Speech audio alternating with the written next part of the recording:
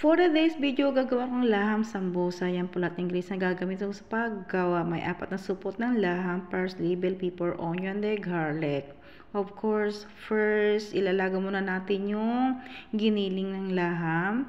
Hinugasan, nilagay sa kaserola. Hindi ko nilagyan na ng tubig at lagyan ng kalahating lemon, pampatanggal ng amoy at lansa po.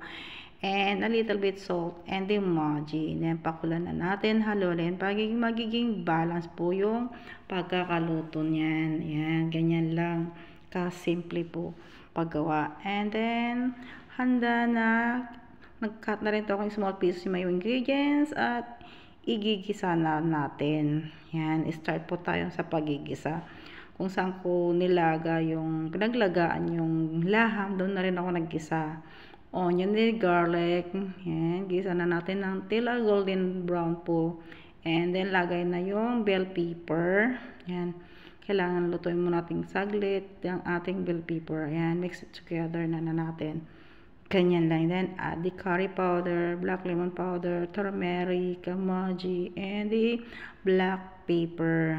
Yan, di ba? Napakasimple lang. Then, mix it together para magiging balance po siya ang halo-halo niya. And, nilagay po yung giniling na laham na nilaga ko kanina. Yan, di ba? Napakarami. Ganyan lang. And then, mix it together na natin para may spread po yung mga ingredients na una kong nilagay. Ganyan lang. Slow fire lang po dapat para hindi siya mabigla at masunog. Kasi kailangan tama lang. And, nag-add ako ng salt. Kasi medyo matabang-tabang. Dapat tama lang po yung lasa niyan. Yan. Continue mixing po. Ganyan. Dapat maging tuyot lang po yung pagluluto niyan. Diba pa naman po kasi sa ating sambusa. And then last, ang ating dahon ng parsley. Yan. Pampabango na rin ho yan. At pwede na rin po yung dahon ng coriander. Optional lang naman, diba? Yan. Mix together na natin. Ganyan, o diba? Ganyan lang kasimple. Handa na yung ating palaman sa sambusa. I-start po ng ating pagpapalaman ngayon. Ganyan, as usual, ganun pa rin.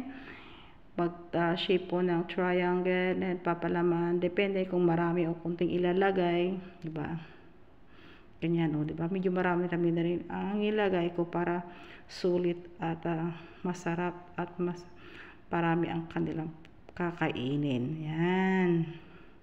Kanyan lang po ang paggawa. Yan, pwede natin pang business, pambaon sa school at pambaon sa office. Yan, di ba? Ganyan lang naman, iba-ibang palaman sa paggawa ng sambusa, okay lang. O, di ba? Tamang diskarte na lang sa paggawa, di ba? Ganyan lang. Napaka-simple. Kailangan marami po kasing gagamitin at ating sambusa wrapper kasi marami yung aking nilutong kiniling na laham. Yan. Isang buwan kasi itong lutuan na sa Ramadan. O diba? Ganyan lang kaibigan. Paggawa, napakasimple. Mabilisan lang paggawa. O diba? And then, tatago na natin ngayon sa freezer. Yan, hindi po siya masira 1 month, 2 months. Pwede basta sa freezer ilagay. And then, magta-try tayo ng ilang peraso. Gusto na rin matikman. Yan lang. Piprito natin hanggang golden brown. Ganun lang kasimple. Diba? Ganyan lang. Thank you for watching everyone.